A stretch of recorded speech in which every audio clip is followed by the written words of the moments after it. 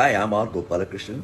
I want to speak to you a little bit about the new book we have published, Embrace the Future, the Soft Side of Business Transformation.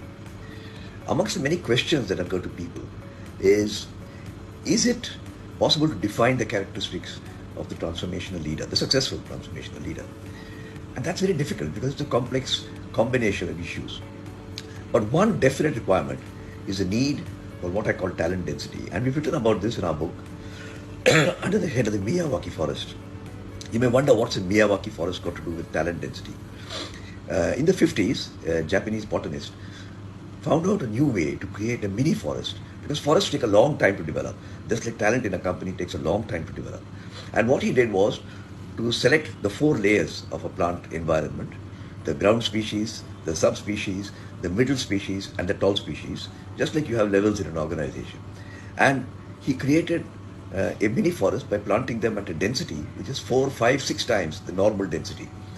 And the Miyawaki forest, which is described in our book, is a very good way to think about how to develop talent density in an organization.